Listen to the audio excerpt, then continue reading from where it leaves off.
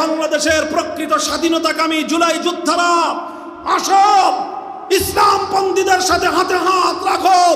বাংলার স্বাধীনতা নিয়ে ছিনিমিনি খেলবার দুঃসাহস কারো হবে না ইনশাআল্লাহ।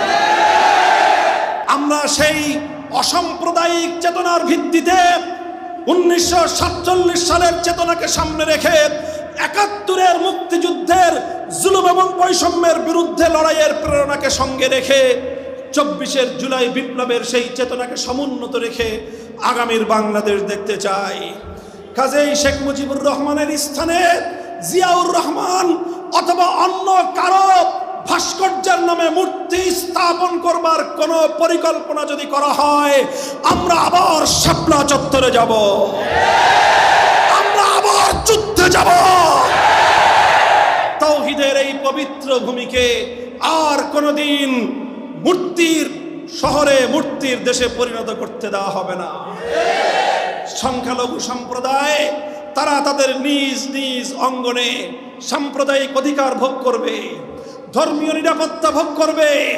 আমরা 1993 সালের 4 জানুয়ারি যশোরের খুলনা বাস স্ট্যান্ড থেকে নিয়ে সেই অযোধ্যামুখী সীমান্ত শহর বেনাপোলের কাছাকাছি ঝিকরগাছা পর্যন্ত 16 মাইল পথে লং মার্চের একজন কর্মী ছিলাম আমি। আমরা দেখেছি লক্ষ লক্ষ জনতার সেই অবিনাশী, অবিনশ্বর এবং দৃষ্টির শেষ সীমা পর্যন্ত বিস্তৃত সেই বিশাল কালেমার পতাকাধারী মিছিল চলছে। রাস্তার দুপাশে অসংখ্য মন্দির, অসংখ্য সিঁদুর পরা নারীরা, হিন্দুরা হেঁটে যাচ্ছে, অসংখ্য ধুতি পরা হিন্দু ভাইয়েরা হেঁটে যাচ্ছে এবং তারা লং মার্চের কাফেলাকে স্বাগত জানিয়েছে।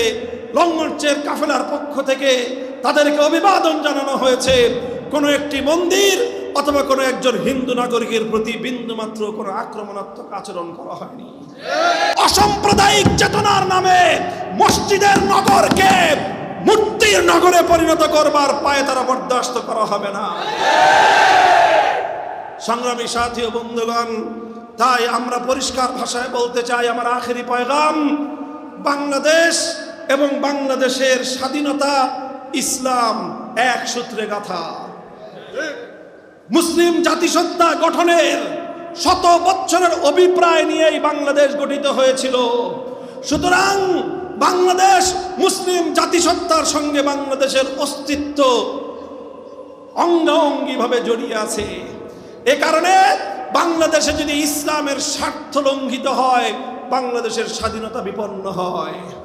কাজেই যারা বাংলাদেশে ইসলাম বিরোধী, তারাই বাংলাদেশের স্বাধীনতার দুশ্মন। হে বাংলাদেশের প্রকৃত স্বাধীনতাকামী জুলাই যোদ্ধারা, আসো ইসলামপন্থীদের সাথে হাতে হাত রাখো। বাংলার স্বাধীনতা নিয়ে ছিনিমিনি খেলবার দুঃসাহস কারো হবে না ইনশাআল্লাহ। বাংলাদেশ খেলাফত মজলিস এবং তার সহযোগী সকল সংগঠনগুলোর নেতৃবৃন্দের প্রতি আমার উদাত্ত আহ্বান, আজকের এই গণসমাবেশের অভূতপূর্ব সাফল্যের পর পাড়ায় পাড়ায় ছড়িয়ে পড়ুন। গ্রামে গঞ্জে খেলাফতের দাওয়াত নিয়ে আপনারা মানুষের দোরগোড়ায় পৌঁছে যান।